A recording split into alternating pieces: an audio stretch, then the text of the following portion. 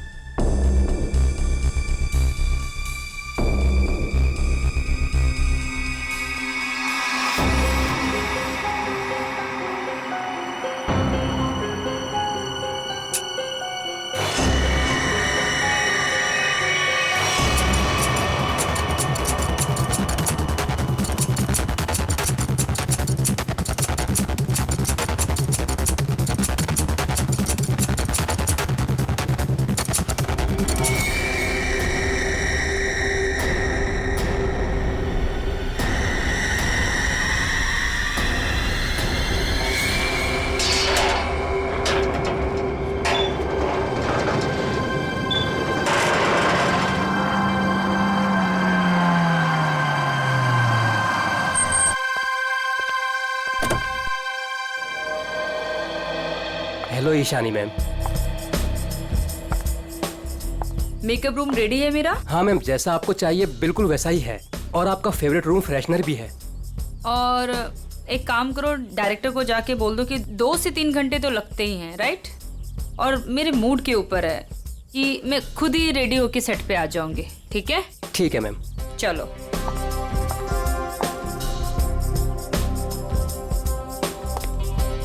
Sir Ishani madam आ गए हैं। आ गई। बीबू जी देख, महारानी के तैयार होते ही आज का पूरा शॉट उसको अच्छे से समझा देना। जी सर। ठीक है, मैं उसके नखरे नहीं झेल सकता। Yes sir. सर अगर उसने मुझे थप्पड़ मार दिया तो खा लेना एक थप्पड़।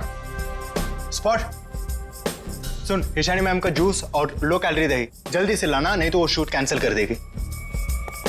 सुनो, क्या मतलब है ये सब का? तुम लोग इधर उधर भाग रहे हो जैसे कि पता नहीं कोई शेरनी आ गई है।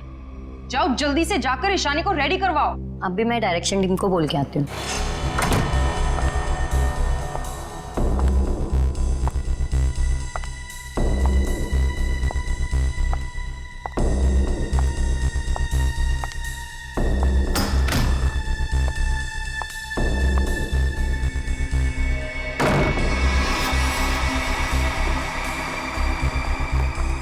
सर, माना कि ईशानी बहुत बड़ी स्टार है, लेकिन हम भी उसके नौकर नहीं है। वही तो, सुबह के 9 बजे से हम रेडी होकर वेट कर रहे हैं और वो अभी तक नहीं आई। इतना वक्त हो गया, 3-4 बार टचअप हो चुका है। तो क्या करूं यार, एक तो विराट सर ने इस नकचड़ी को 1 साल का कॉन्ट्रैक्ट साइन करवा के मेरे सर पे दर्द करके रखा है, और ऊपर से तुम लोग मेरे सर पर चढ़ रहे हो। प्लीज ट्राई टू कोऑपरेट यार। Cooperate my foot. मैं ईशानी के नखरे और बर्दाश्त नहीं कर सकती हूँ। मैं जा रही हूँ यहाँ से। मैं विराट सर के चेक्स वापस कर दूंगी, लेकिन मैं ऐसे काम नहीं कर सकती हूँ। बाय। अरे मैडम रुके। अरे सर आप ही रोके समायरा जी को। अगर आज शूट नहीं हुआ ना तो विराट सर सबकी छुट्टी कर देंगे सर। जाने दे उसको, एक ईशानी 100 सुमेरा के बराबर है।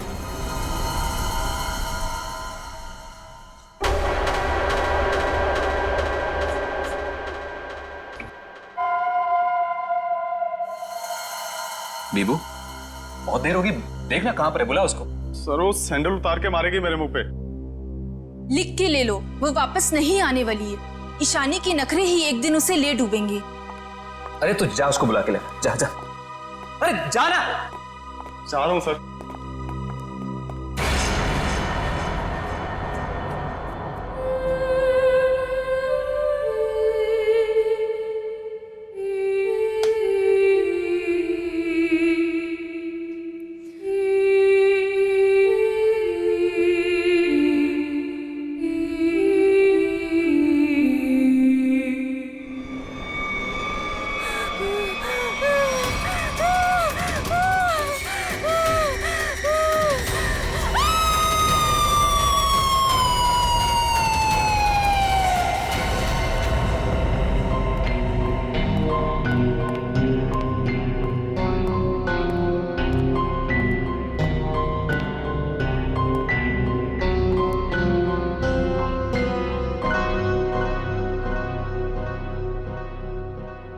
मैम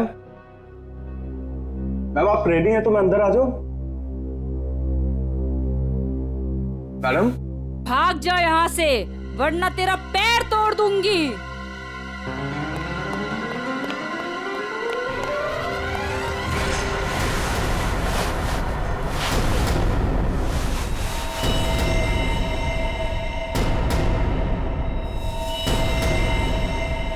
नहीं, उसने कहा भाग जा तो भागकर मेरे पास आ गया, अंदर जाने की हिम्मत नहीं की। उनके बिना बोले मैं अंदर कैसे जाता? आप नहीं जानते सर, गला दबा देती वो मेरा। 3 घंटे से वो तैयार हो रही है, यहाँ शूटिंग का टाइम निकला जा रहा है, तुझे अपने गले की पड़ी है। मैं देखता हूँ, चलकर चलो।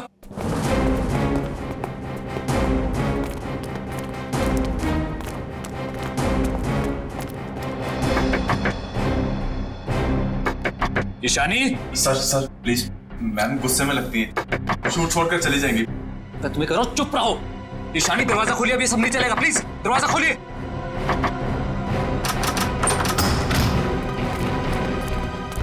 अरे मैम ये हेड क्यों पहनी आपने? ये तो ब्रीफिंग में है ही नहीं। मैम ऐसे बैठे क्यों हैं? क्या अकड़ है इस औरत के अंदर। ईशानी जवाब दो, हमारी तरफ देखो। ईशानी, ईशानी।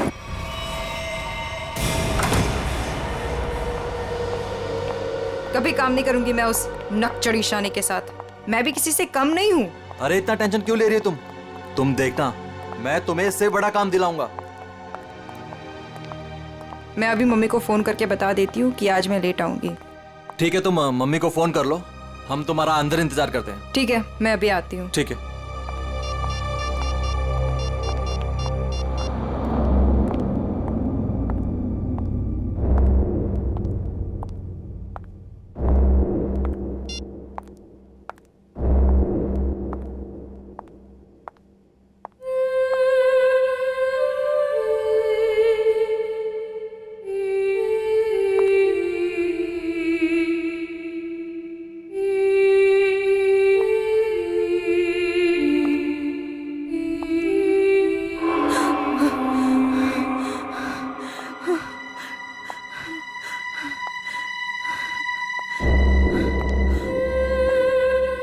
कौन है? सामने आओ। ये हैट, ये यहाँ कैसे?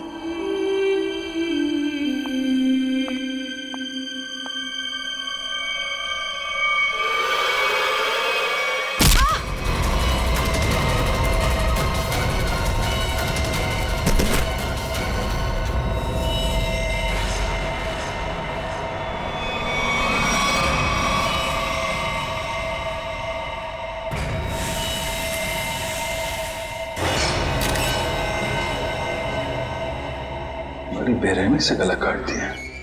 हाँ सर, ये अजीबोगरीब मेकअप और ये लाल रंग की हैट भी रखी। मारने के बाद इतना मेकअप करता है कातिल, ये लाल रंग का हैट बड़ा अजीब केस है ये। सर ये मेकअप और सारा कुछ उस कातिल ने ही किया है। अच्छा,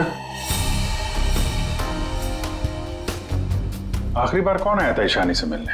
मैं गया था सर वहां पे, लेकिन उन्होंने अंदर से ही बोल दिया कि भाग जाओ वरना तुम्हारी टांगे तोड़ देंगे। टांगे तोड़ दूंगी? क्यों? सर एक्चुअली ईशानी अपनी मर्जी की मालकिन थी और वो अपनी मर्जी से ही शूटिंग पर आती थी। अगर गलती से भी उसको किसी ने कुछ बोल दिया तो कभी भी शूटिंग छोड़कर चली जाती थी। सर इसका मतलब काफी लोग होंगे जो ईशानी को नापसंद करते होंगे। ईशानी, क्या हो गया ईशानी को? किसने किया ये सब? आप कौन है आप? जी ये जो एड शूट हो रही थी ये मेरी एड है, मैं मालिक हूँ इस कंपनी का। ठीक है, इधर आइए थोड़ा। अच्छा बीबू, तुम वापस कितनी देर बाद आए थे प्रीतम और लोगों के साथ? सिर्फ कुछ सेकंड्स में, अगर कहें ज्यादा से ज्यादा बस 1 मिनट। 1 मिनट में? 1 मिनट में इतना सब कुछ किया? सर सर 1 सेकेंड, यहाँ पे एक फिंगरप्रिंट मिला है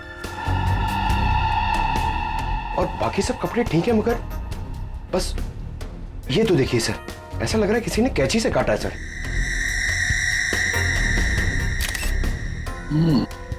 और सर यहाँ पे खून मिला है सर। कातिल पहले से ही कमरे में मौजूद था। सर हो सकता है बिहू ने जो आवाज सुनी वो ईशानी की हो ही ना। हो सकता है। क्या ईशानी से मिलने कोई आया था क्या? नहीं सर, और किसी को आते जाते नहीं देखा। सर कहीं ऐसा तो नहीं कि खूनी ईशानी के कमरे में पहले से ही छुपा हुआ था? एक्चुअली यही हुआ है। आदमी पहले से छुपा हुआ था, फिर वो खून करता है बेरहमी से, फिर इतना सारा मेकअप लगाता है, चेयर पे बैठाता है और लाल रंग की हैट पहनाता है। सब करने में टाइम तो गया ही होगा।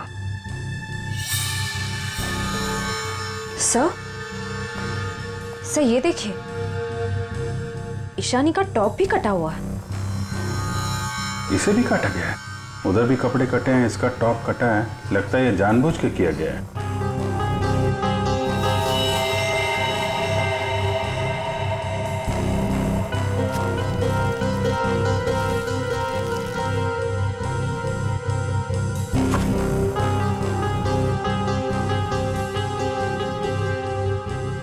सर ये कॉटन सॉक्स लगता है मेकअप करने में इस्तेमाल किया गया है। वंश, ये सारी चीजें और बॉडी को फोरेंसिक लैब भेजो, तब तक हम लोग जरा बाहर देखते हैं। सर बहुत ही अजीब बात है, किसी ने भी खूनी को आते जाते देखा ही नहीं।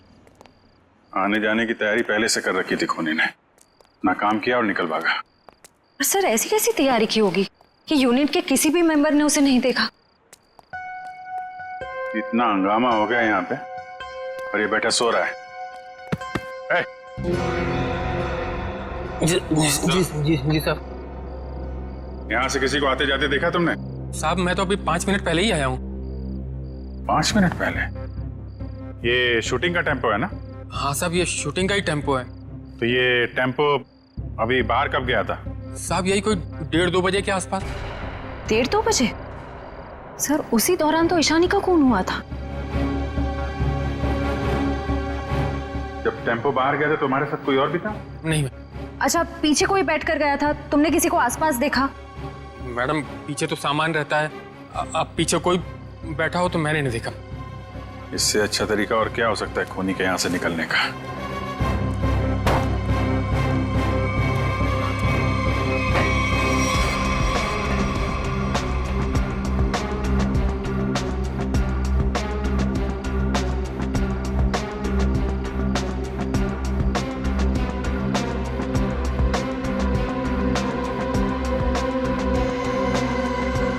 पीओपी का टुकड़ा ये यहाँ क्या कर रहा है? शूटिंग में तो कहीं भी धूल मिट्टी थी नहीं। ये मिट्टी का टुकड़ा कहाँ से आया? साहब इसमें तो प्रॉपर्टी का सामान रहता है। प्रॉपर्टी के सामान और उसमें पीओपी का टुकड़ा, मतलब कोई और था यहाँ पे।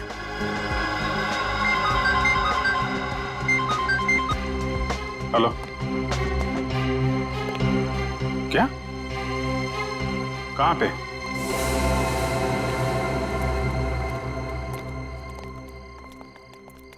आपने फोन किया था?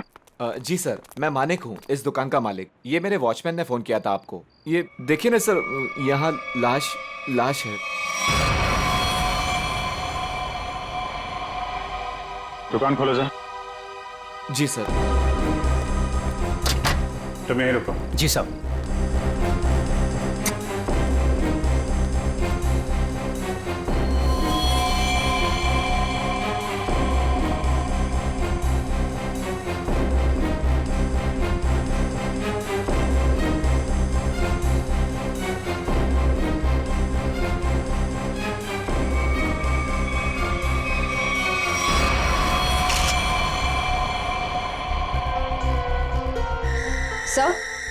सर इसे भी बिल्कुल ईशानी की तरह मारा गया है।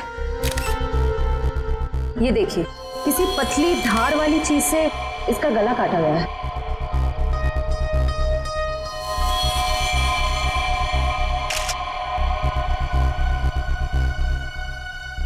सर ये देखिए, इसका टॉप भी वैसे ही काटा गया है। इसका मेकअप निकालो, देखो कौन है ये। Yes sir. ये लाश दुकान में आई कैसे? सर मुझे नहीं मालूम। दुकान तो बंद थी ना, आपने ताला खोला है, तो ये क्या लाश अपने आप आ गई यहाँ पे? सर मैं क्या बताऊं, ये सब कैसे हुआ? ये लाल टोपी और इसके कपड़े भी मेरी दुकान की नहीं है, और मैं इस लड़की को तो पहली बार देख रहा हूँ। सर मेकअप निकल गया। ये तो समायरा है ना? इसकी भी मॉडलिंग वाली फोटो हमने देखी थी वहां पे। हाँ सर। ये दुकान की चाबी आपके अलावा किसके पास रहती है? मेरी पत्नी सोनाली के पास, लेकिन वो तो पटना गई हुई है। अच्छा,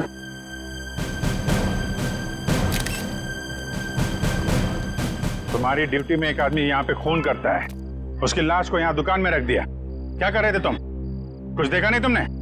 देखा ना साहब, पर वो खूनी है ये कैसे पता चलता? हाँ? कैसा था वो? था नहीं साहब, थी। वो एक औरत थी, उसे मैंने जाते हुए पीछे से देखा था। उसने लाल रंग का कोट पहन रखा था, उसके बाल लंबे थे और उसने सर पे एक लाल टोपी पहन रखी थी। और हाँ साहब, उसने डस्टबिन में कुछ डाला था। मतलब सर, खूनी एक औरत है? कहाँ है वो डस्टबिन जिसमें उसने कुछ डाला था? वो वहां।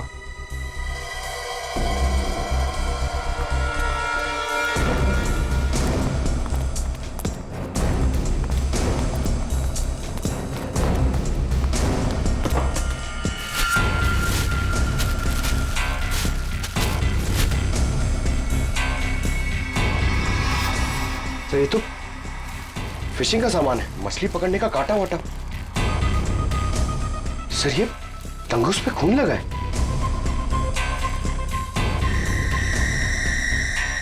ओह, लगता है इसी का इस्तेमाल किया गया है खून करने में। भरे दिन के उजाले में शूटिंग पर कोई मेकअप रूम में घुसता है और ईशानी को मार डालता है, और तुम में से किसी ने कुछ भी नहीं देखा और ना कुछ सुना है? ये कैसे हो सकता है? सर एक्चुअली ईशानी की परमिशन के बिना उसके कमरे में कोई नहीं जाता था। इनफैक्ट उसने बीबू को भी दरवाजे के बाहर से ही भगा दिया, और उसके बाद जैसे ही हम लोग गए तो देखा वो मरी हुई थी। चलो सर ये कास्टिंग डायरेक्टर है कीकू।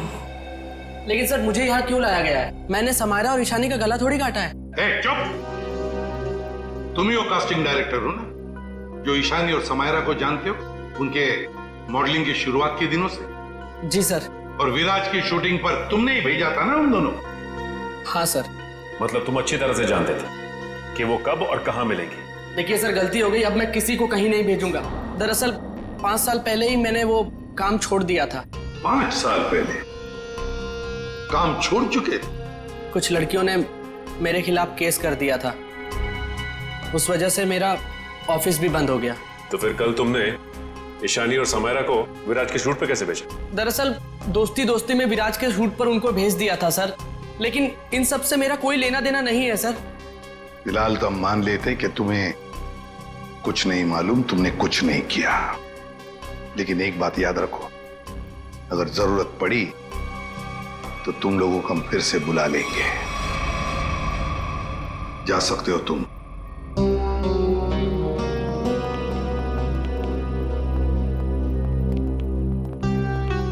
इन तीनों पे कड़ी नजर रखनी पड़ेगी।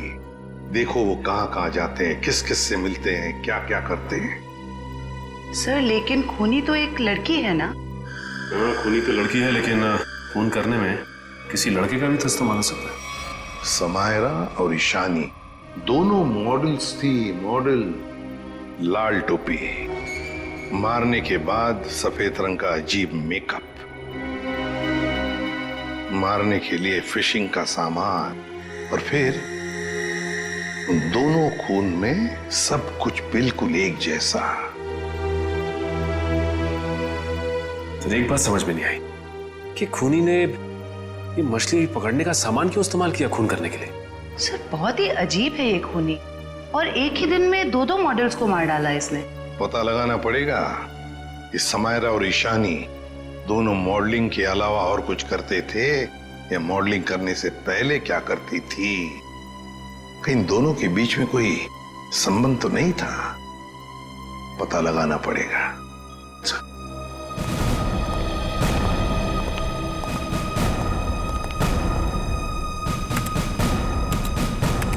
सर 2009 में समायरा और ईशानी ब्यूटी रिबन नाम की मॉडलिंग एजेंसी में काम करते थे, जिसका मालिक ये कीकू था। Kiku, casting director Kiku. इस कीकू के बंद पड़े ऑफिस में जाना पड़ेगा, देखना होगा, शायद इसके बाकी मॉडल्स की भी जान को खतरा हो। और ये भी हो सकता है कि हमें उस औरत के बारे में कोई सुराग मिल जाए।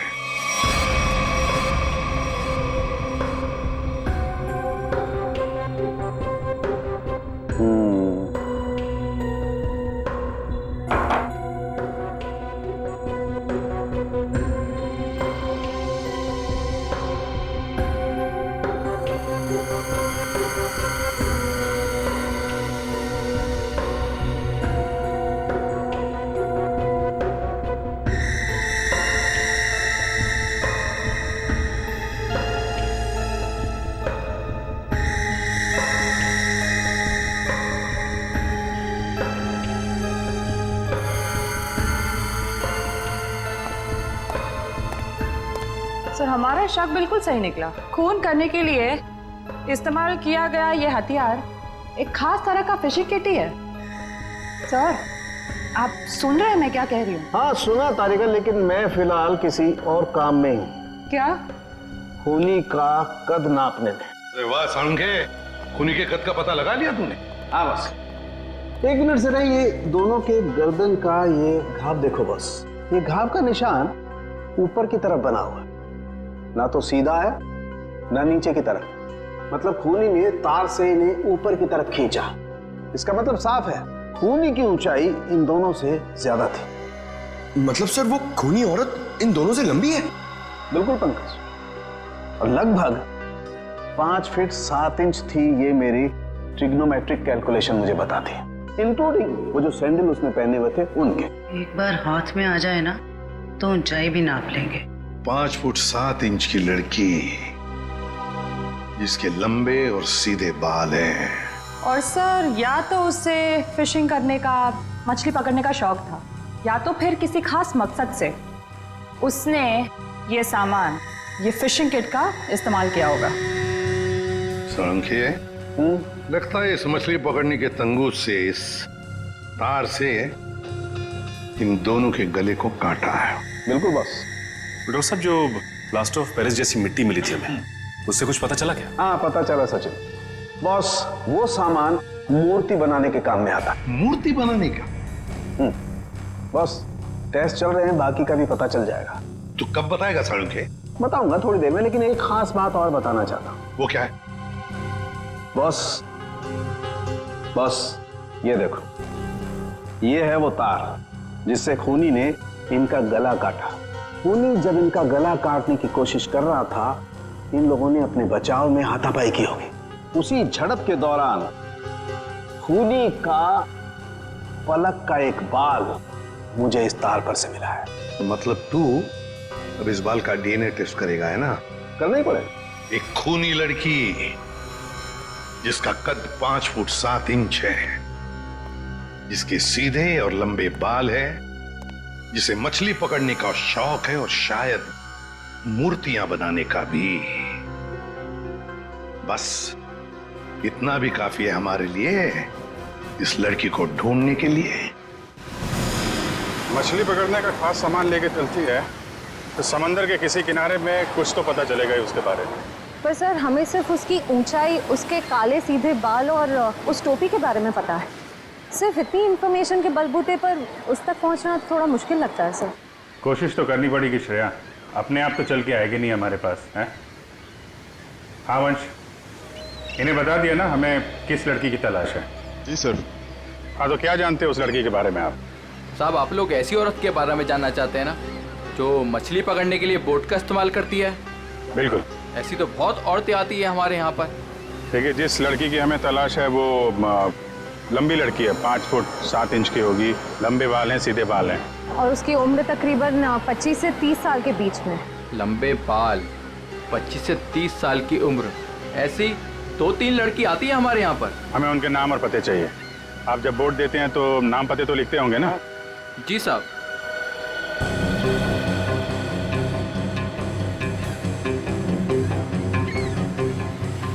ये तीनों लड़कियां आती हैं 5-6 महीने से हमारे यहाँ पर अपने कुछ दोस्तों के साथ। केशा, एनी, शिखा। केशा, एनी और शिखा। मिलना पड़ेगा इन तीनों लड़कियों से। देखते हैं इनमें से कौन है वो लाल टोपी वाली लड़की। सर कीकू जी ने टैक्स की चोरी की थी और कुछ लड़कियों के पेमेंट ना देने की वजह से इनकी शिकायत की थी, इसीलिए ऑफिस बंद हो गया। और इनका कोई क्रिमिनल रिकॉर्ड भी नहीं है सर। उसका खून हुआ है वो 2008 में किकुजी की एजेंसी से ही लॉन्च हुई थी, इसलिए ये अभी शक के घेरे में है। विराज, तुम ये बताओ कि तुमने तो किकुजी के साथ और उन मॉडल्स के साथ काम किया था, तो तुम्हें कभी लगा कि वो मॉडल्स किसी मुसीबत में है या फिर किकुजी के काम में कोई गड़बड़ है? मैं ईशानी और समायरा के साथ पहली बार काम कर रहा था, और जहाँ तक किकुजी की बात है तो पैसों के लेन देन में धांधली के अलावा इनमें दूसरी कोई कमी नहीं है। सर, इन तीनों मॉडल्स के कद, रंग और बाल खूनी से कुछ हद तक मिलते जुलते हैं। एक काम करो, इन सबसे पूछताछ करो कि मॉडलिंग के अलावा ये लोग क्या काम करते हैं, क्योंकि इंफॉर्मेशन ये है कि आजकल इनमें से कहीं मॉडलिंग नहीं करती।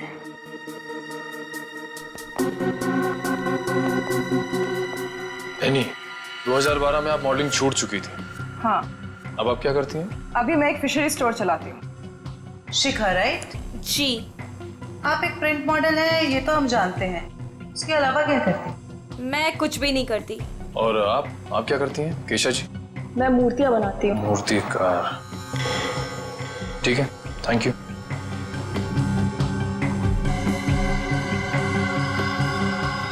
तो बिल्कुल खूनी की प्रोफाइल जैसा है।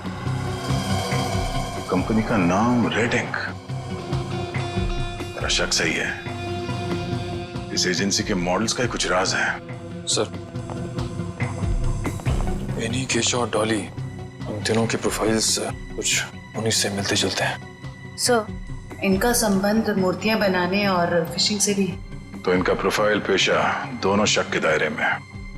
एक काम करो, इन तीनों को ब्यूरो लेके चलो। सर, खूनी की लड़की ने जिस तरह के कपड़े पहने थे उस तरह के कपड़े आ गए सर। Very good. पंकज, इन तीनों के नंबर्स हैं ना हमारे पास? Yes sir. सेलफोन नंबर्स जरा ट्रेस करो, देखो जब उन दोनों लड़कियों के खून हुए तब ये तीनों कहां थी? Yes sir. जयंती, सर। ले जाओ। जी। आप तीनों मेरे साथ आइए। कहाँ? अभी बताती हूँ, आओ।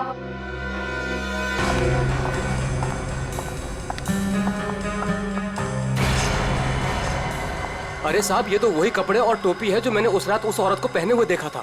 तो फिर अब जरा ध्यान से देखो इसे। क्या ये वही लड़की है, वही औरत है जो उस रात खून कर रही थी? सर, मैंने उस औरत का चेहरा सामने से नहीं देखा था, उसे जाते हुए मैंने पीछे से देखा था। जाते हुए देखा? जी सर। ठीक है, केशा जरा वहां तक चल के दिखाओ। सर, ये कैसी जांच है आपकी? जितना कहा है उतना ही करो।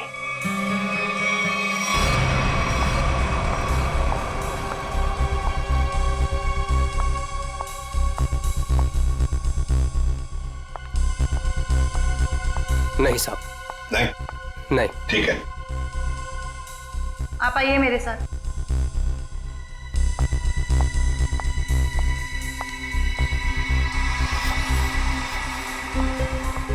रुको,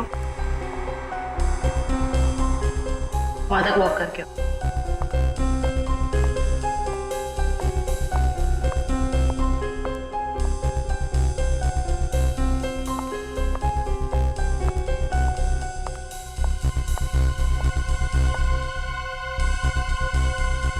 ये भी नहीं है सर।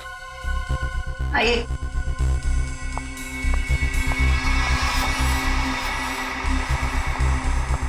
सर, इन्हें तो कपड़े काफी अच्छी तरह से फिट हो रहे हैं। हाँ, दिख रहा है। अब ऐनी जी जरा चल के भी दिखाइए।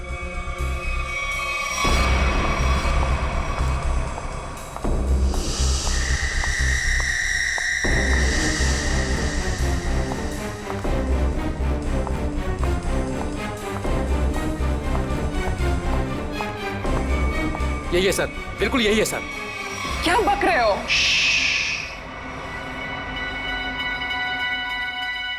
सर, जिस वक्त समायरा का खून हुआ था, आनी का फोन उसी एरिया में था। सुना है नहीं? उसी इलाके में था तुम्हारा फोन जिस वक्त ईशानी और समायरा का खून हुआ था। तुम जा सकते हो। और मैं? आपको तो रुकना ही पड़ेगा। सर, मैं क्यों नहीं जा सकती? वो इसलिए कि खूनी की चाल और तुम्हारी चाल बिल्कुल वही है। और तो और सबसे बड़ी बात कि तुम्हारा फोन उसी इलाके में मिला जहां पर इन दोनों लड़कियों का खून हुआ। सर इन सब का क्या मतलब है? I mean, दो लोग एक जैसे दिख सकते हैं ना? और फिर वॉचमैन ने ऐसा तो नहीं कहा कि मेरा चेहरा खूनी के चेहरे से मिलता है। लेकिन जिस वक्त खून हुआ उस वक्त तुम्हारे मोबाइल की लोकेशन भी वही की बता रही है, और ये सब कुछ इत्तेफाक तो नहीं हो सकता। सर उस वक्त सैकड़ों लोग उस एरिया में थे, तो क्या सब खूनी है? बस बस, बहुत बोल दिया। बताओ क्यों किया खून ईशानी और समायरा का? सर आप मुझ पे दो खून का आरोप लगा रहे हो, मैंने कुछ नहीं किया ऐसा। अभी तो सिर्फ आरोप लगाया है, सजा मिलनी तो अभी बाकी है। सजा? जी सजा, खून की सजा फांसी। सर मैंने कुछ नहीं किया ऐसा, मैं बताती हूँ सर। बताओ। पर मेरी एक शर्त है। ये लो, इनकी एक शर्त भी है। चलो बताओ क्या शर्त है? सर मुझे 50 लाख रुपए चाहिए। 50 लाख रुपये? हाँ। चलो दे दिए। अरे लेकिन तुम पैसों का क्या करोगी? तुम्हें तो सजा होने वाली है। आप वो सब छोड़िए, मैं आपको बता रही हूँ ना, मैंने कुछ नहीं किया।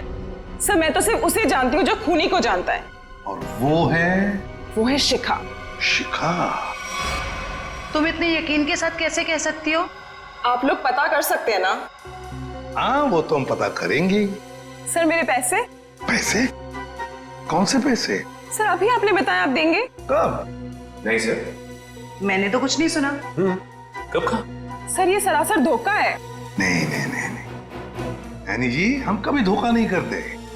हाँ धोखा जरूर करते हैं जब कोई कानून के साथ खिलवाड़ करता है, तब कभी कभी सीआईडी वाले धोखा देते हैं। ले जाओ इसे। सीआईडी फिर से? अब क्या कर दिया मैंने? आपने क्या किया क्या नहीं ये तो हम पता लगा लेंगे, लेकिन आप एक नंबर के झूठे हैं ये पता चल चुका है। क्या मतलब है आपका? आपने कहा आप समायरा को नहीं जानते? 2009 में समायरा ने आपकी कंपनी रेडिंग के लिए मॉडलिंग की थी, सच है? रेडिंग? इसे कैसे ढूंढ लिया आपने? हमें पता चल चुका है। 2009 के रेडिंग के फोटोशूट कैंपेन में ईशानी और समायरा दोनों ने मॉडलिंग की थी, है ना? मैम ये कंपनी मेरे नाम पे तो थी, लेकिन मैं इस कंपनी का मामूली सा छोटा सा पार्टनर था। आप इस कंपनी के असली मालिक से क्यों नहीं पूछते? असली मालिक कौन है? चैताली। आप उससे क्यों नहीं पूछते? चैताली? इस केस में पहली बार ये नाम आया। कहाँ रहती है वो?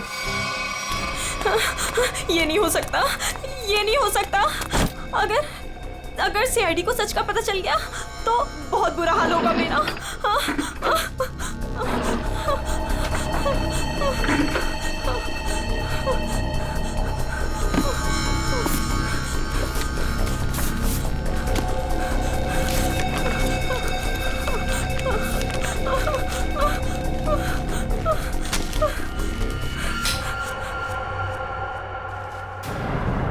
कौन है?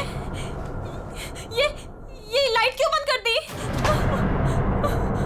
ये लाइट्स किसने ऑफ की?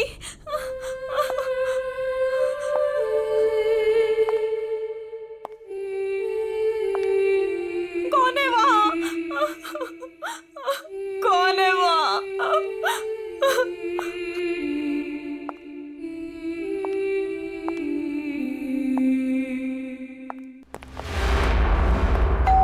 ये शिखा सच्चाई बता क्यों नहीं देती?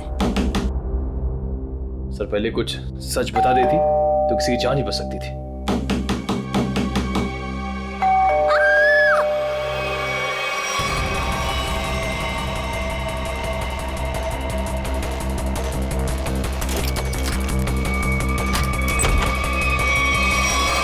शिखा, शिखा, शिखा, बचाओ!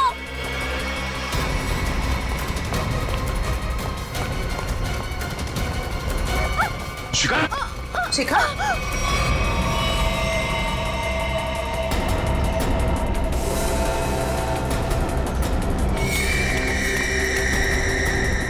नस कटी नहीं है। इशिता जल्दी एम्बुलेंस को बुलाओ, जल्दी। भाग गई, कोई बात नहीं, बच के जाएगी कहाँ? सर को जलाने की कोशिश भी की गई है। शिखा,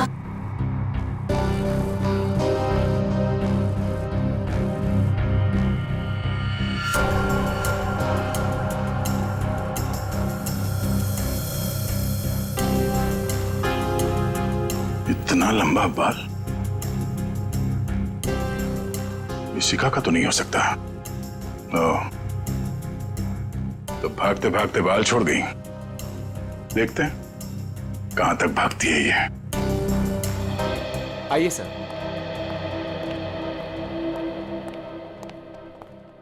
सर मैं यहाँ तब से नहीं आया जब से मेरी और चैताली की हिस्सेदारी वाली कंपनी बंद हुई है।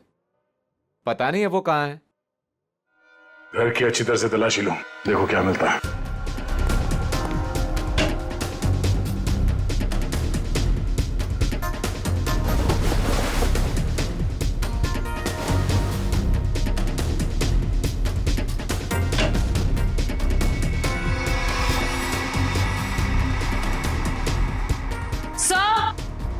आ जाओ दी। सर ये देखिए।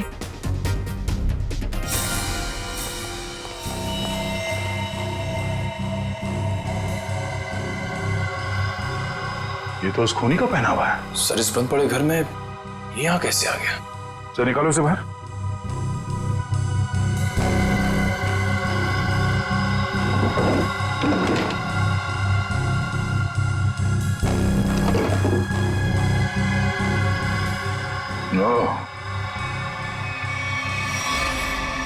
ये चक्कर है।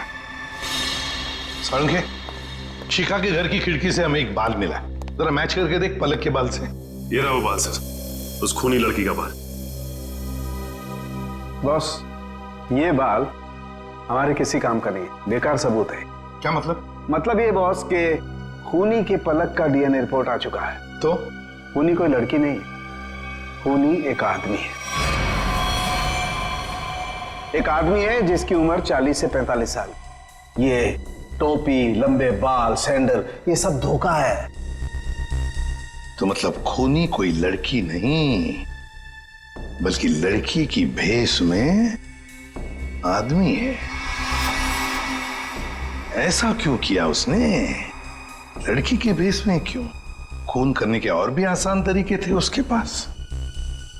लगता है ये खूनी कोई सरफिरा है।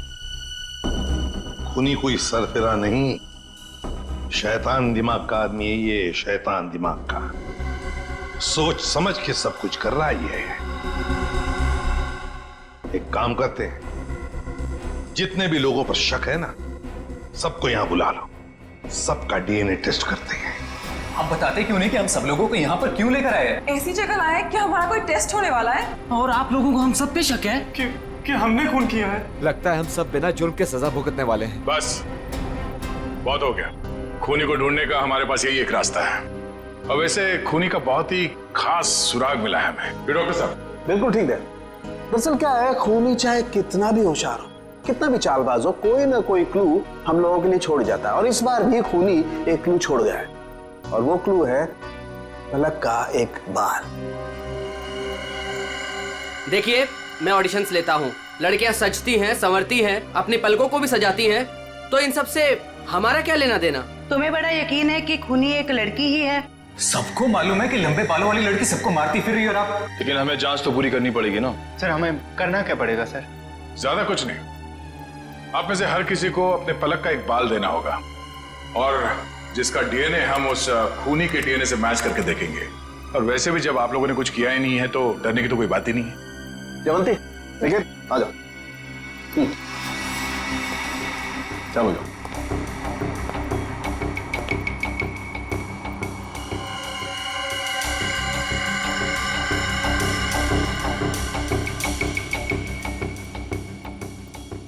देखिए प्लीज, मेरी तबीयत ठीक नहीं लग रही, मुझे चक्कर आ रहे हैं, मुझसे ये सब नहीं होगा। अच्छा, तुम्हारी तबीयत भी अभी खराब होनी थी? सर आप इस जांच को बाद में भी कर सकते हैं। चलो प्रीतम, मैं तुम्हें हॉस्पिटल ले चलता हूँ, चलो। और चैताली किसी हॉस्पिटल में है क्या? निकल।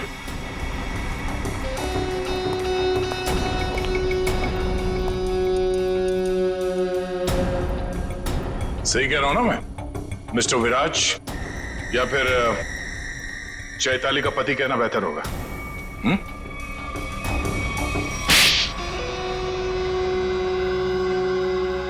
चैताली कहाँ है बताओ। चैताली अब इस दुनिया में नहीं है, और जिनकी वजह से वो इस दुनिया में नहीं है, मैंने उन सबको, समायरा और ईशानी, उन दोनों को भी चैताली के पास पहुंचा दिया। और जिस लड़की शिखा को आपने बचाया है, मैं उसे भी नहीं छोड़ूंगा। तुम सीआईडी के सामने किसी को जान से मारने की धमकी दे रहे हो मिस्टर विराज, बड़ी हिम्मत है।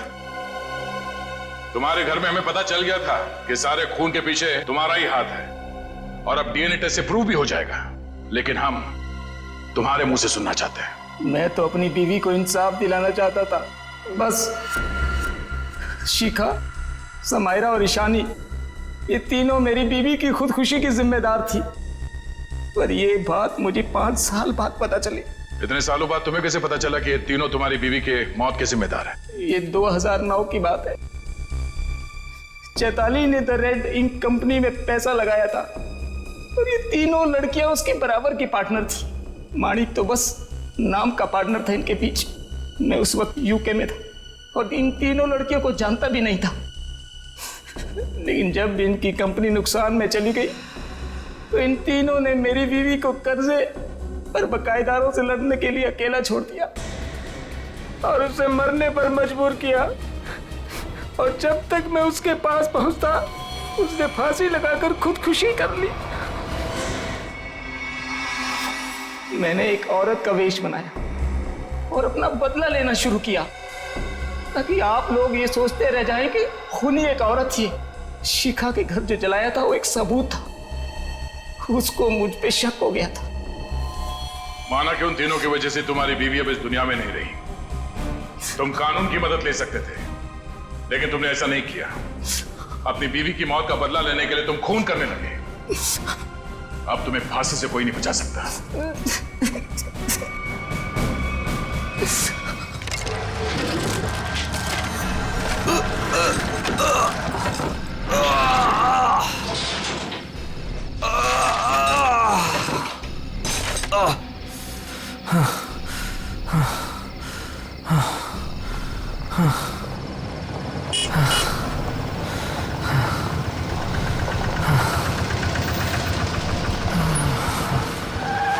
क्या हुआ भाई? अरे क्या हुआ? कोई मदद चाहिए क्या? यार मेरी गाड़ी खराब हो गई है और मुझे ये बॉक्स कहीं पहुंचाना है। हाँ वो तो ठीक है, पर है क्या इसमें? इसमें एक बहुत ही अनमोल चीज है और वक्त पे कहीं पहुंचानी पड़ेगी। मेहरबानी होगी यार तुम्हारी। हाँ हाँ चलो बॉक्स रखो। थोड़ा हाथ लगवाओ। हाँ हाँ। अरे बड़ा भारी है भैया। उठाओ। इतना बड़ा बक्सा।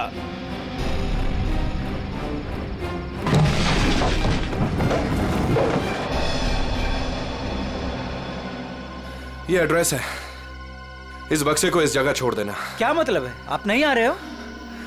एक मिनट,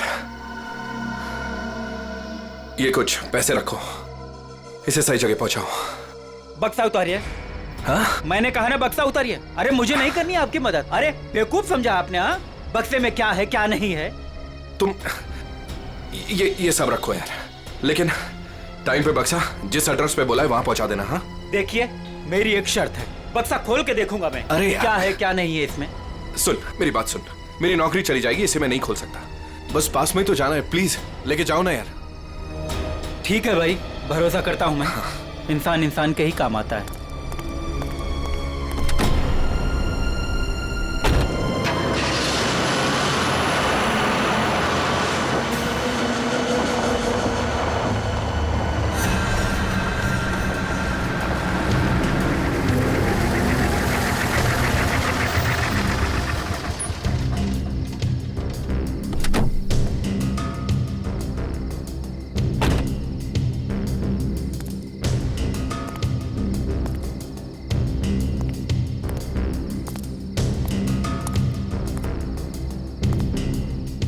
पता तो यही।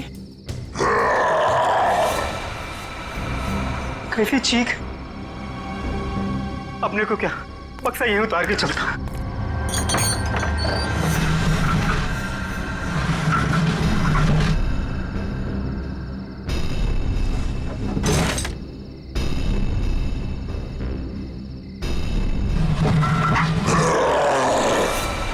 बक्से में से चीख। हे भगवान।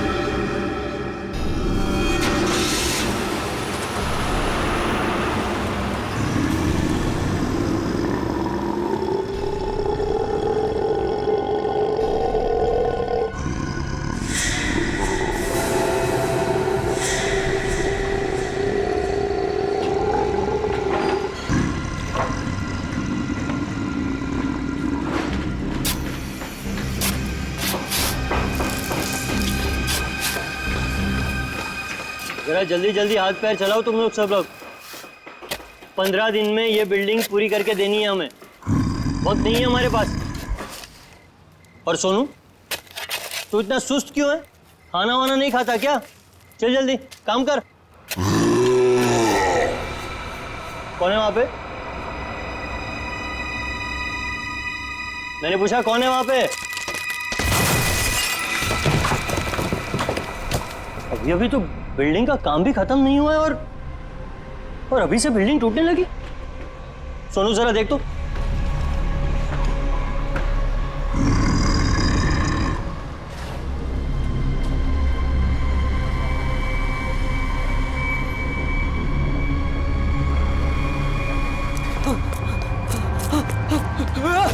भागो, सब भागो ऐसे। सोनू, वरना सब मारे जाओगे। सोनू हुआ क्या? अरे हुआ क्या? किस चीज की आवाज थी? और ये चेहरे पर निशान कैसा है? पट्टियों वाला मुर्दा। मुर्दा? मुर्दा मुर्दा कुछ नहीं होता है, ये जरूर कोई चोर और घुसाया होगा। एक काम करो, सब लोग मेरे साथ चलो, चलिए मेरे साथ।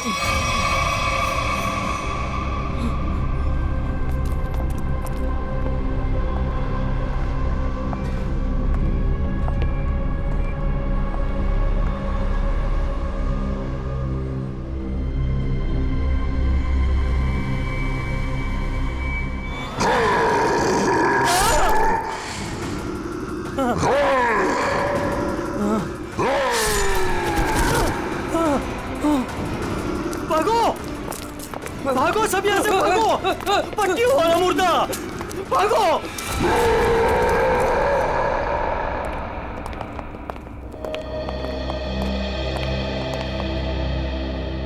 सर, मैंने और मजदूरों ने मिलकर एक फैसला किया है। कैसा फैसला? कि हम आपकी बिल्डिंग में अब काम नहीं करेंगे। तुम क्या बकवास कर रहे हो तुम? सर, लगता है आपकी नजर कमजोर हो चुकी है, इसलिए मेरे चेहरे पर ये निशान आप देख नहीं पा रहे। ये हाँ, शराब पी के झगड़ा किया होगा। सर, ये उस आत्मा की देन है जो आपकी बिल्डिंग में है। आत्मा? क्या बकवास कर रहे हो तुम? हाँ? जानता था, मैं जानता था कि आप मेरी बातों पर विश्वास नहीं करेंगे, इसलिए मैं साथ में सोनू को भी लाया हूं। सोनू,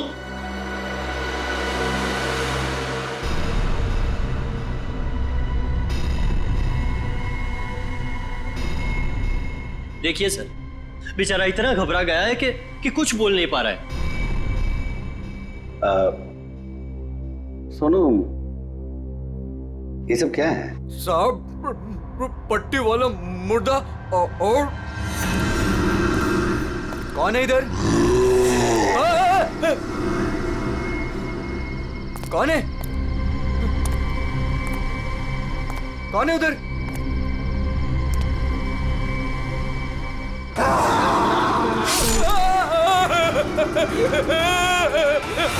मुझे लगता है कि तुम सब लोग काम कम और नशा ज्यादा करते हो, तभी ऐसी बहकी बहकी बातें कर रहे हो। सर, अगर हमारी बातों पर यकीन ना हो तो कोई दूसरे मजदूर रख के क्यों नहीं देख लेते? जब वो अपनी आप बीती सुनाएंगे तब तो आपको विश्वास हो जाएगा ना। बिल्कुल रख लूंगा। इस शहर में मजदूरों की कोई कमी नहीं है। इस शहर में काम की भी कोई कमी नहीं है।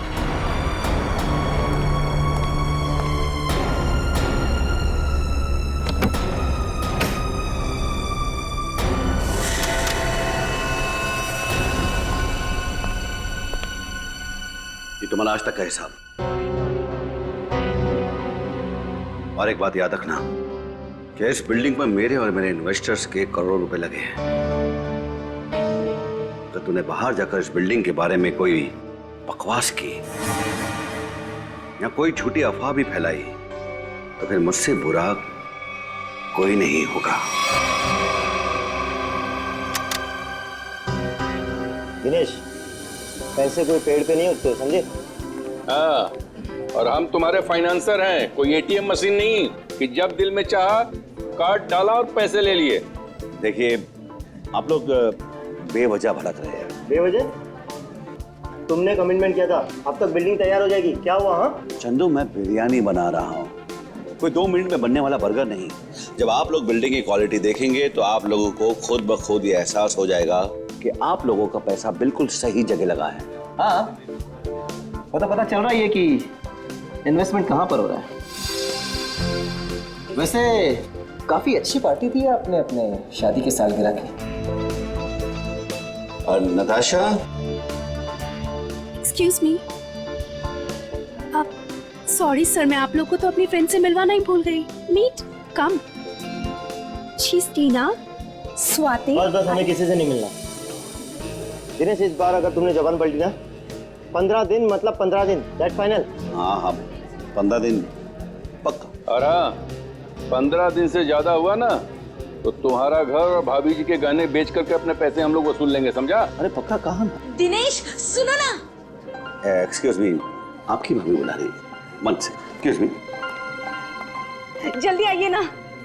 क्या है? दिनेश देखिए ना, मार्केट में नया हार आया है, आप कभी लेकर देंगे मुझे ये? बस हार और गहने, इन चीजों के अलावा तुम्हारे लिए और कोई चीजें इंपॉर्टेंट है ही नहीं। पति जी है हमारे, तुम्हें कोई फर्क नहीं पड़ता।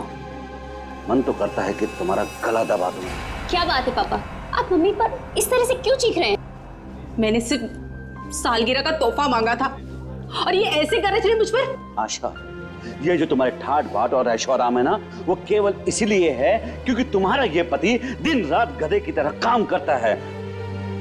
पापा, अगर आपके पास इतना ही पैसा है ना तो थोड़ा हम पर भी खर्च कर दो प्लीज। पहले तो आपने फ्लैट देने के लिए भी मना कर दिया, और अब जब मम्मी ने आपसे एक छोटा सा हार मांगा तो उसमें भी आपको दिक्कत है। तुम दोनों नालायक बच्चों को तो मैं कुछ दूंगा नहीं,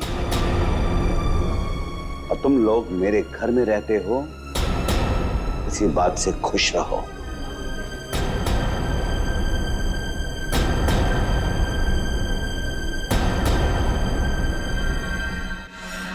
नहीं चाहिए मुझे नकली जेवर, जिंदगी भर मुझे नकली जेवर ही दिए हैं।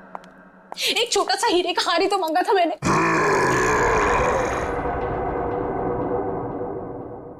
कौन कौन है वहां? कौन है वहां? कौन है वहां?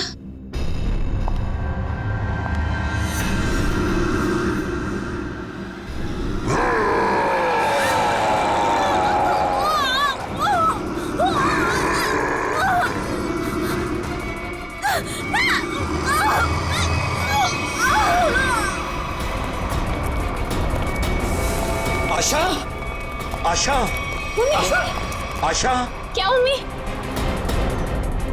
आशा, एक सांस। क्या हुआ मम्मी को? मर गई।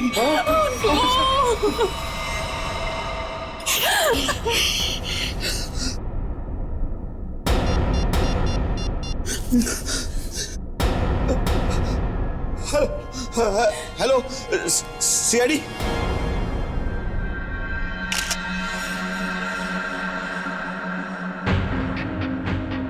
ये निशान देखा गले में? हाँ सर, लगता है काफी जोर से गला दबाया खूनी ने। ये जो नेकलेस है ना, इससे पकड़ के घसीटा है, तभी निशान इतने गहरे हैं। शायद विंड पाइप के टूट जाने से मौत हो गई इनकी। सर, खून के निशान कॉरिडोर में यहां तक आए हैं, और आशा जी की चप्पल। अपने आप को बचाने में बहुत स्ट्रगल किया होगा इन्होंने, पर खूनी ज्यादा ताकतवर निकला। Excuse me, excuse me. एक सेकंड।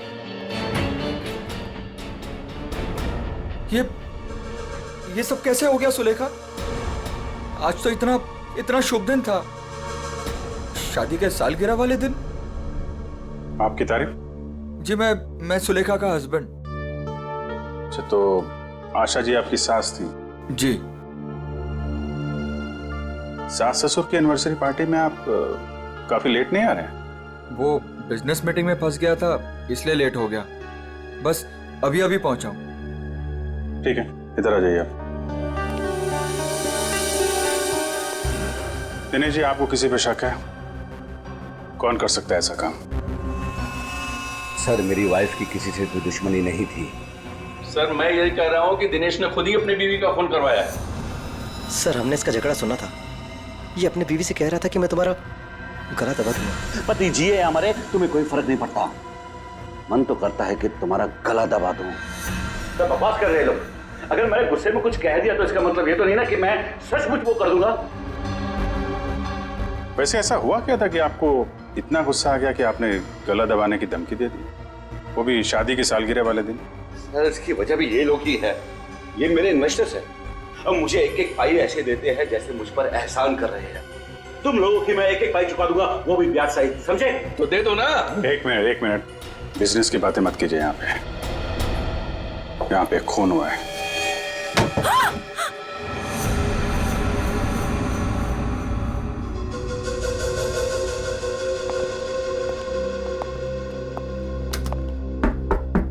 कौन है अंदर? दरवाजा खोलो।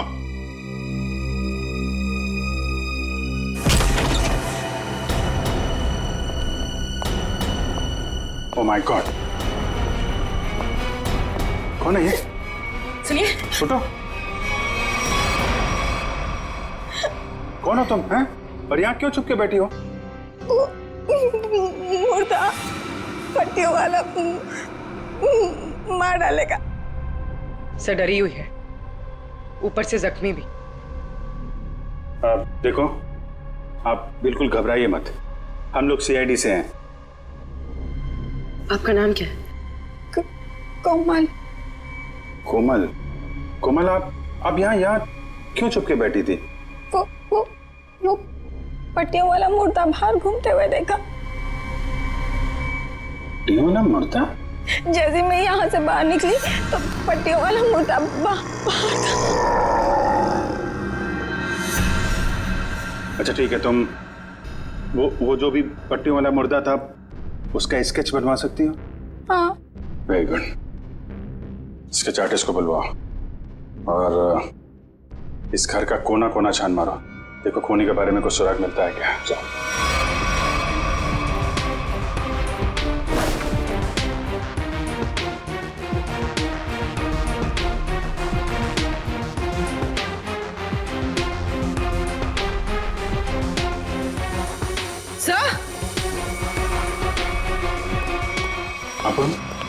सर, ये पट्टी मिली है।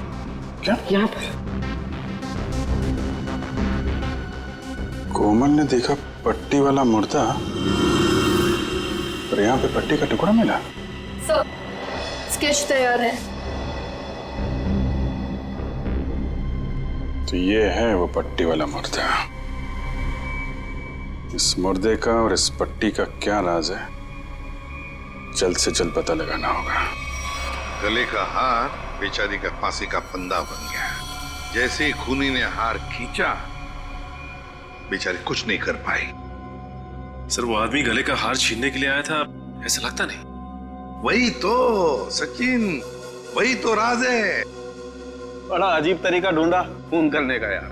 हाँ, जयवंती, डॉक्टर साहब को जरा स्केच दिखाओ। Yes sir. ये देखिए सर, ये मम्मी की ड्रेस है। मम्मी मतलब माँ? मम्मी नहीं फ्रेडी, मम्मी। हजारों साल पहले जब इजिप्ट में राजा महाराजा मर जाते थे तो उनकी बॉडी को एम्बाम कर दिया जाता था।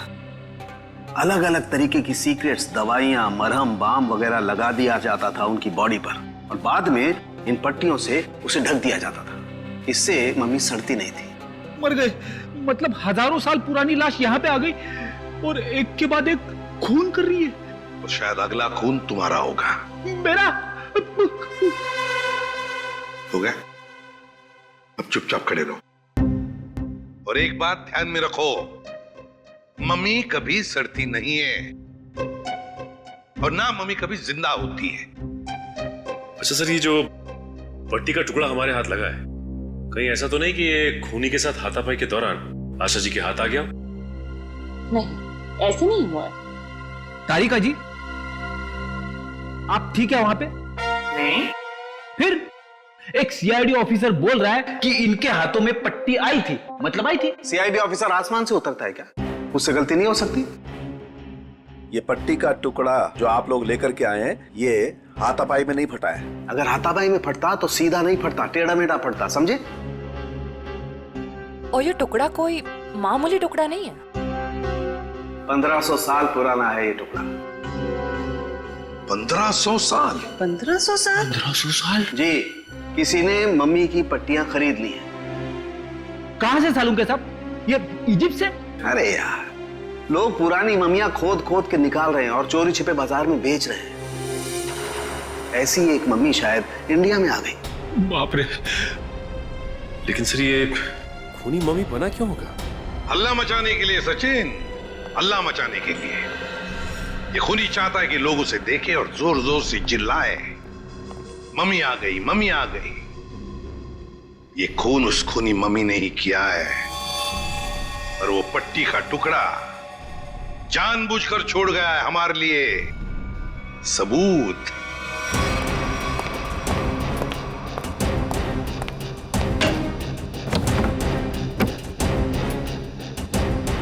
आज तो मैं इस मम्मी का काम तमाम कर दूंगा।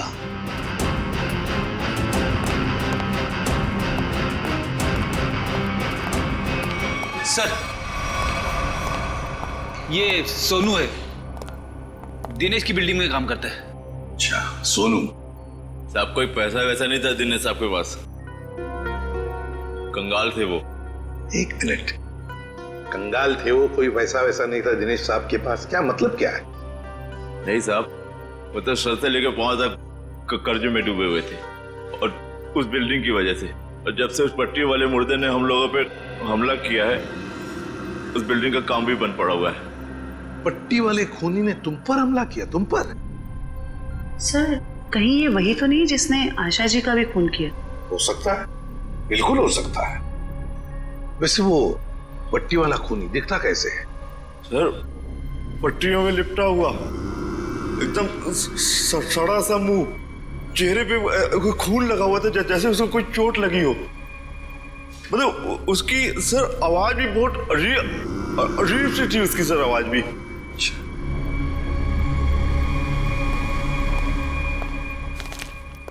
एक मिनट, क्या वो ऐसा दिखता था? हाँ साहब, ये तो था वो। चलो ठीक है, तुम जा सकते हो। अगर जरूरत पड़ी तो हम तुम्हें फिर से बुला लेंगे। सर, ये जो कोई भी आशा जी का खून करने के लिए आया था, या तो पहले से मम्मी बन के आया था या फिर पार्टी में आने के बाद उसने अपना हुलिया बदला है। सर, काम करते हैं, पार्टी का फुटेज देखते हैं।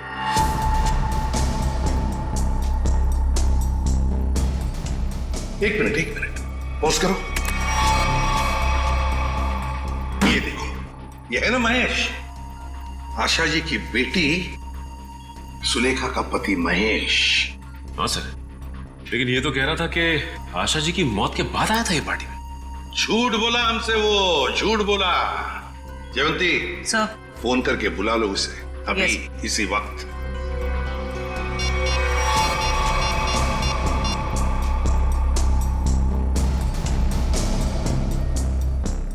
सर, फोन नहीं उठा रहा है। महेश फोन नहीं उठा रहा है, उसकी आधी कारस्तानी तो इसी से समझती है। रेडी, मोबाइल फोन रिकॉर्ड्स निकालो उसके।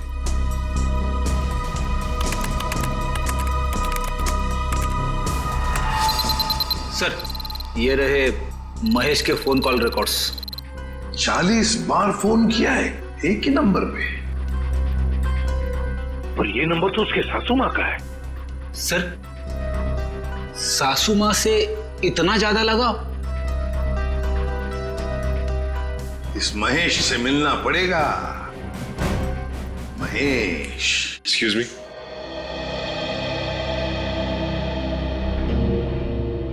क्या महेश घर पे है इस वक्त? नहीं सर, महेश जी तो अभी घर पे नहीं है। लेकिन प्रॉब्लम क्या है सर? देखिए, महेश ने हम सबसे झूठ बोला। जब आपकी माँ का खून हुआ उससे पहले ही महेश वहां मौजूद था। आपका मतलब है मेरे पति ने खून किया है? देखिए, हमें उस पर शक है। लेकिन सर वो ऐसा क्यों करेंगे? पैसों के लिए। पैसों के लिए किया होगा उसने। सब पैसों के लिए? लेकिन सारा पैसा तो डैडी के पास है। उन्होंने आज तक माँ को कभी कुछ नहीं दिया। तो फिर महेश जीजू क्यों हत्या करेंगे मेरी मॉम की? अब ये सब कुछ तो हमें महेश ही बताएगा। लेकिन हाँ, अगर महेश आपसे कांटेक्ट करता है तो हमें खबर कीजिए। तो फ्रेडी, इस महेश का मोबाइल ट्रैक करो, सब पता चल जाएगा।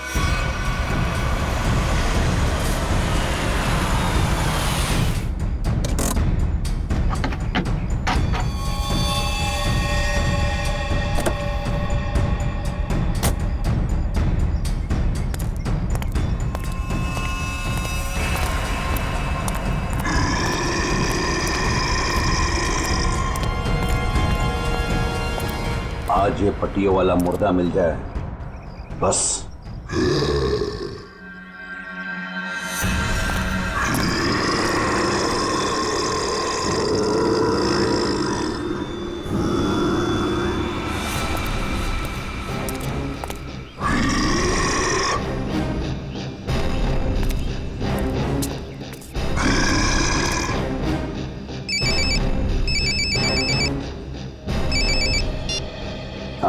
हेलो। हाँ हाँ जीतू भाई, हाँ आपके लिए खुशखबरी है। हाँ जी, बिल्डिंग का काम बहुत जल्द शुरू होने वाला है। कोई मजदूर वहाँ काम करने को तैयार नहीं है। क्या तुम वहाँ का सारा काम खुद करोगे? नहीं जीतू भाई, मैं उस वजह को ही खत्म कर दूंगा जिसके कारण सारे मजदूर डरे हुए हैं। आज उस पट्टी वाले मुद्दे का दी एंड है। मैं आपको बाद में फोन करता हूँ।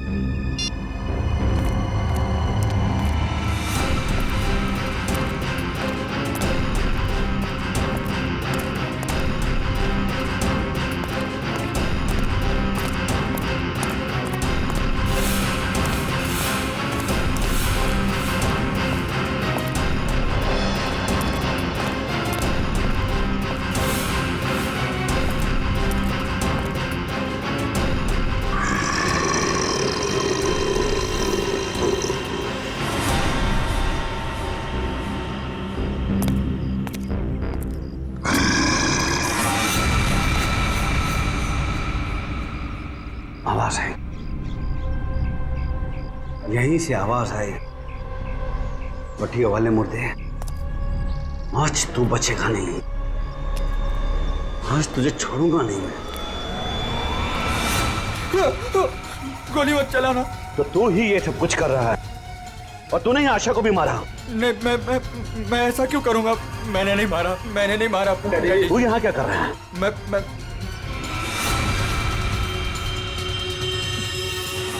डैडी, वो आपके पीछे है। ना महेश, मैं तेरी किसी भी चाल में आने वाला नहीं। मैं सच कह रहा हूँ, वो पट्टी वाला मुर्दा आपके पीछे ही है।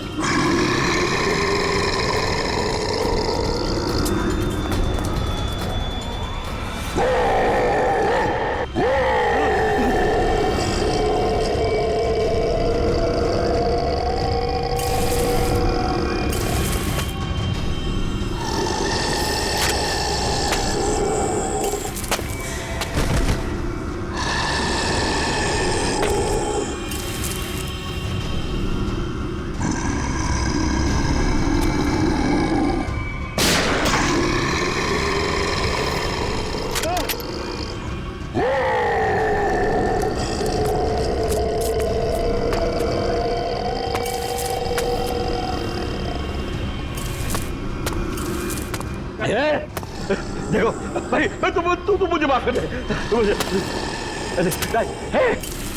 क्यों मेरे पीछे? मेरे पीछे कुछ भी नहीं है। देखो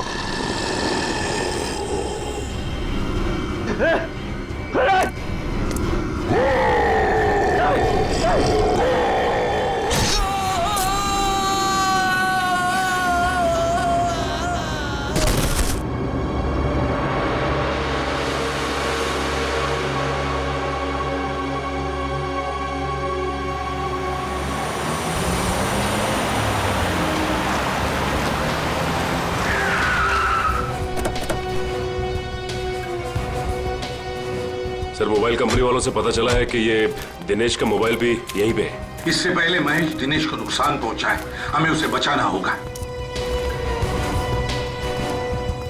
अरे सर दिनेश, चलो देखते हैं।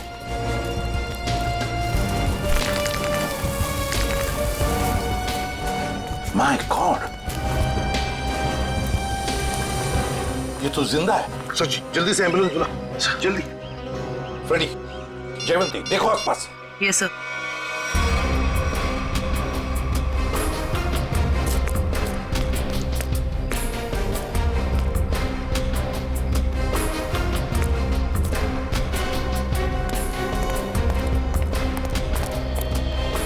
महेश सर। हाँ फ्रेडी, क्या हुआ? सर महेश बेहोश है। महेश, महेश। सर, हाँ? ये गन पड़ी हुई थी यहाँ पे। सर हम तो सोच रहे थे कि इन सब के पीछे ये महेश है, लेकिन ये तो खुद ही बेहोश पड़ा है। हाँ, ये तो महेश के होश आने के बाद ही पता चलेगा कि ये सब किसका किया कराया है।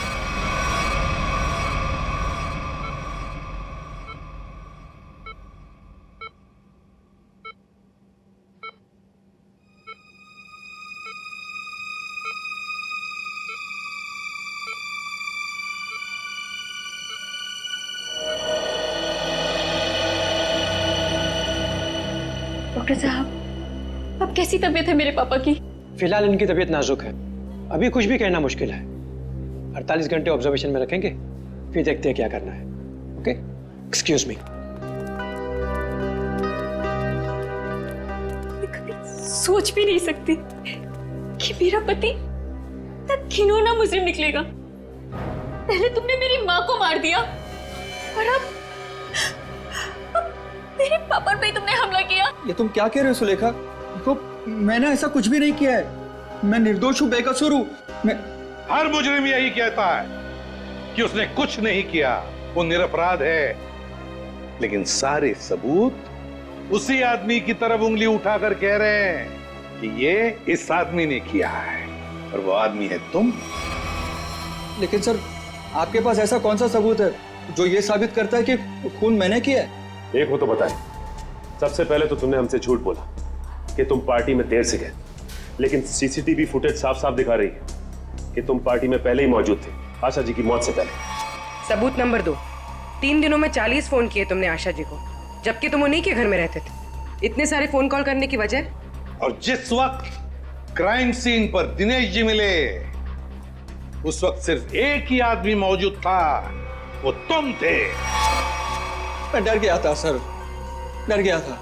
दरअसल बात यह है सर कि मैं नया बिजनेस चालू करना चाहता हूँ, और जिसके लिए मुझे पैसों की जरूरत थी, और मैं चाहता था कि वो पैसे मुझे सासू माँ जी दे दे। बस सर इसीलिए मैं उन्हें बार बार कॉल कर रहा था, और कोई वजह नहीं है सर। तो इनके कहने का मतलब है कि ये पार्टी में पैसे मांगने के लिए गए थे आशा जी से, है ना? हाँ सर, उस दिन मैंने देखा कि ये लोग बिजनेस के लिए मुझे पैसा नहीं दे रहे, और सासू माँ को लाखों करोड़ों के गहने दिए जा रहे हैं। और तुमने गुस्से में आकर मार डाला आशा जी को? नहीं नहीं, मैंने उन्हें नहीं मारा। मैंने कहा ना, मैं उनसे पार्टी में बात करने गया था, पर मेरे बात करने से पहले ही उनका मर्डर हो चुका था। नहीं नहीं नहीं नहीं महेश जी, कौन विश्वास करेगा तुम्हारी इन बातों पर? है? पहले तुमने आशा जी को मारा, फिर दिनेश जी के पीछे पड़े, और वो भी कहां पर? अंडर कंस्ट्रक्शन बिल्डिंग में। ये गलत इल्जाम है। मैं वहां पर उनसे भी बात करने गया था, मैंने नहीं मारा। ऑफिस में नहीं जा सकते थे, घर में नहीं जा सकते थे? उनसे बात करने में ऑफिस से गया था, पर जब मैं ऑफिस पहुंचा सर तो वो निकल चुके थे अपनी साइट पे। सर इसीलिए मैं साइट पर चला गया, पर जब मैं साइट पर गया तो सर मैंने देखा कि आशा जी और दिनेश जी पर मम्मी ने हमला किया। हाँ सर। पंकज, ये तो उस आदमी ने किया है जो दुनिया को दिखाना चाहता है कि ये किसी इजिप्शियन मम्मी ने खून किया है। पर वो हमारे परिवार के पीछे क्यों पड़ा है? डॉक्टर साहब कह रहे थे ना कि इस तरह की पुरानी और महंगी पट्टियां आसानी से नहीं मिलती। सचिन, सेंट्रल स्टेट लेबोरेटरी से पता लगाएंगे कि पट्टियां कहां से और कैसे मिली है। मैं ACID से आपसे मिलना चाहती हूँ। डॉक्टर चारू आप ही? हाँ, मैंने ही आपको फोन किया था। डॉक्टर चारू, इस पट्टी को पहचानती हैं? ओह माय गॉड, ये पट्टी आपको कहाँ से मिली? ये पट्टी तो हमारी लैब से चुराई गई थी। इस सिलसिले में एक डॉक्टर को काम से भी निकाल दिया गया। आइए। मतलब ये नींद में चलकर यहाँ पर आ गई? अब भी अच्छा मजाक कर लेते हैं। दरअसल हर साल इजिप्ट से इन्हें काम से निकाल दिया गया। इन्होंने पट्टियां चोरी की या नहीं ये तो मालूम नहीं, लेकिन इन मम्मीज की देखरेख यही करते थे। और हाँ सर, उनकी एक पर्सनल असिस्टेंट भी थी। इनकी असिस्टेंट का कोई फोटो, नंबर या एड्रेस है आपके पास? वो उनकी पर्सनल असिस्टेंट थी, इसलिए हमारे पास उनकी कोई डिटेल्स नहीं है। और खूनी खुद मम्मी बनकर दिनेश के परिवार के पीछे पड़ा है। क्या बोल रही? ये खूनी दिनेश के ऊपर दोबारा हमला करेगा। क्या हुआ डॉक्टर? आप पापा को इतनी अचानक से क्यों शिफ्ट कर रहे हैं?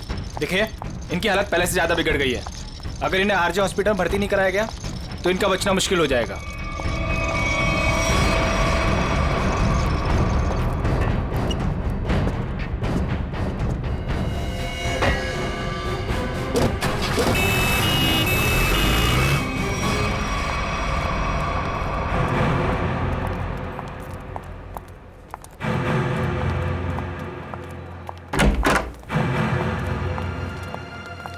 दिनेश जी तो कहीं दिखाई नहीं दे रहे हमें। वही तो, चलो देखते। अरे डॉक्टर साहब। हाँ जी। ये पेशेंट मिस्टर दिनेश का है? हाँ जी, उनको तो डिस्चार्ज दे दिया है। क्या मतलब तबीयत सुधर गई थी उनकी?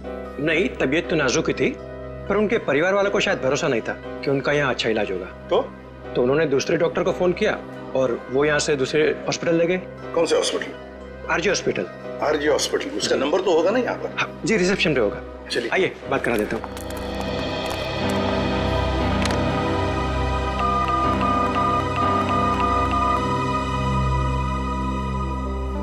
Hello, RJ hospital. देखिए, मैं एसीपी प्रद्युमन बोल रहा हूँ, CID से। आपके हॉस्पिटल में अभी अभी एक पेशेंट एडमिट हुआ है। दिनेश नाम है उनका। नहीं हुआ है?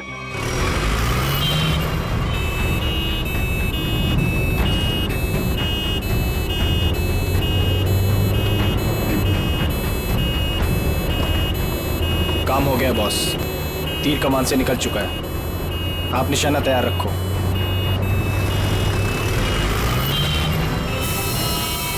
अरे धुआं कहां से आ रहा है? अरे गाड़ी रोको, गाड़ी रोको, गाड़ी रोको।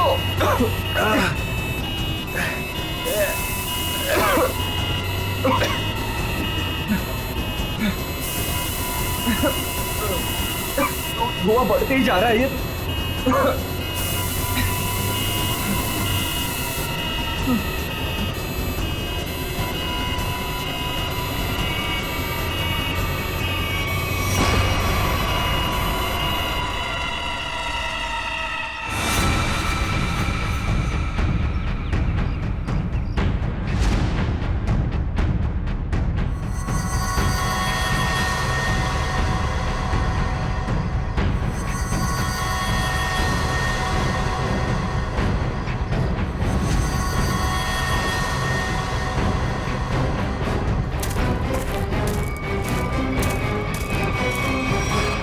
क्यों, अब तुम्हारे जीवन का मकसद पूरा हो गया? हाँ, पिछले 10 साल से मैं इसी दिन के तो सपने देखती आई हूँ।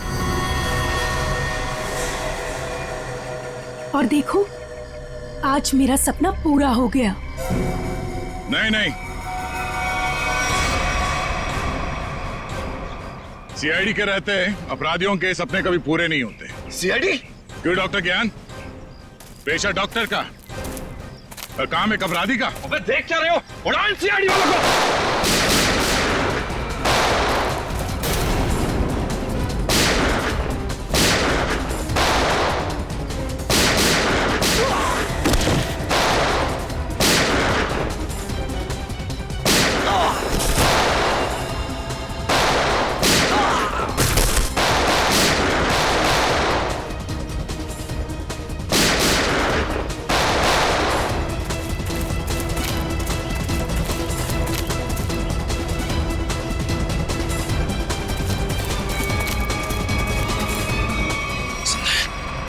सबके सब बेहोश हैं, इनको होश में आना पड़ेगा।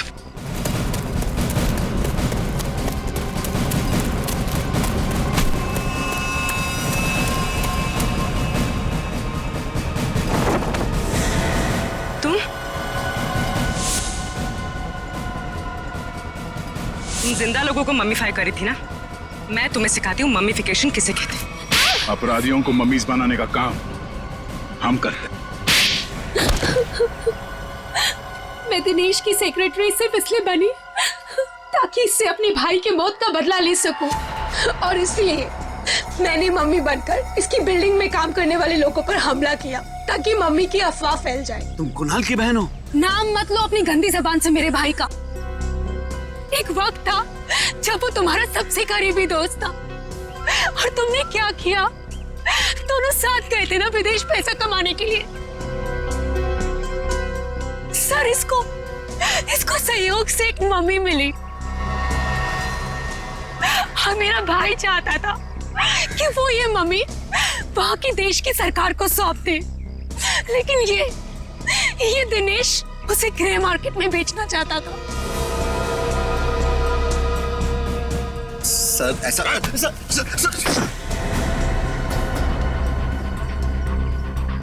जब कुणाल ने कहा कि वो पुलिस के पास जाएगा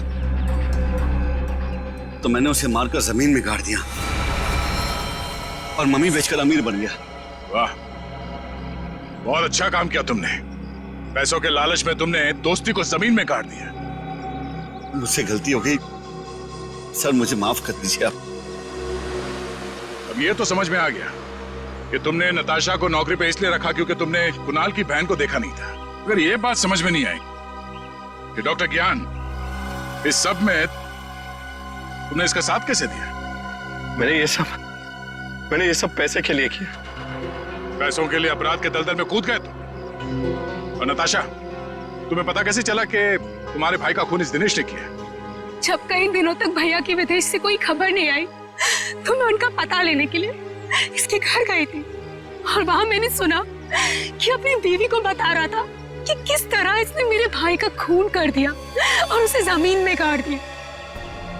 आशा ये सब पहले से जानती थी, और इसलिए मुझे उसको मारने का कोई पछतावा नहीं है। पछतावा होगा, तुम सबको बहुत पछतावा होगा जब कानून तुम्हें कड़ी से कड़ी सजा सुनाएगा, शायद फांसी।